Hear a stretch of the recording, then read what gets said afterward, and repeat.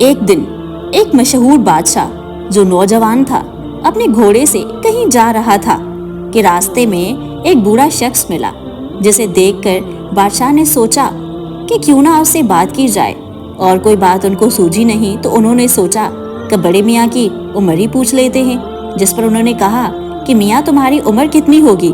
بوڑھے نے جواب دیا، جہاں پناہ کی عمر اور دولت زیادہ ہو، اس گنہگار کی عمر صرف 4 سال کی ہے۔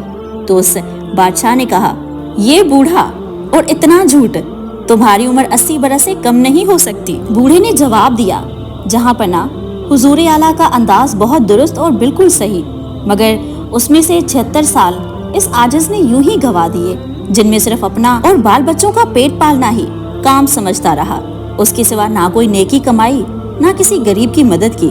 اب 4 سال سے یہ عقل آئی ہے کہ ہم لوگ فقط اپنے لیے ہی پیدا نہیں ہوئے ہیں، بلکہ دوسروں کا بھی ہم پر کوئی حق ہے، اور اب اس پر عمل کر رہا ہوں، اس لیے اصلی عمر صرف 4 سال ہی کی سمجھتا اور گنتا بھی ہوں، باقی میرے لیے فضول ہے۔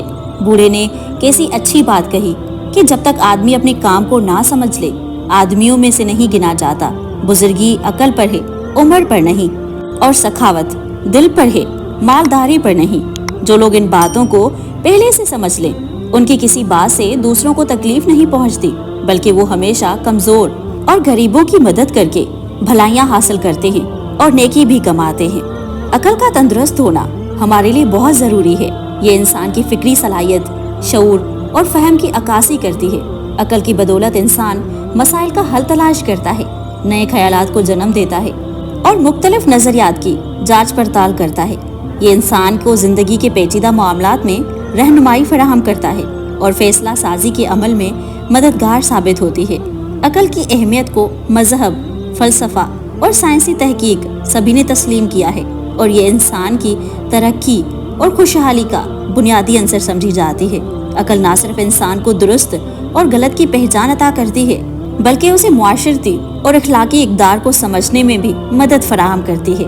ہم امید کرتے ہیں آج کی ویڈیو آپ کو ضرور اچھی لگی ہوگی۔ اگر ایسا ہے تو ہماری ویڈیو کو لائک کریں، ہمارے چینل صدرا کے ساتھ کو سبسکرائب کریں، اور یہ ویڈیو اپنے کانٹیکٹ لسٹ میں سے کسی ایک انسان کو ضرور شیئر کریں۔ اپنے بچوں کا خیال رکھیے، ہمیں اپنی دعا میں یاد رکھیے۔ جزاک اللہ خیر۔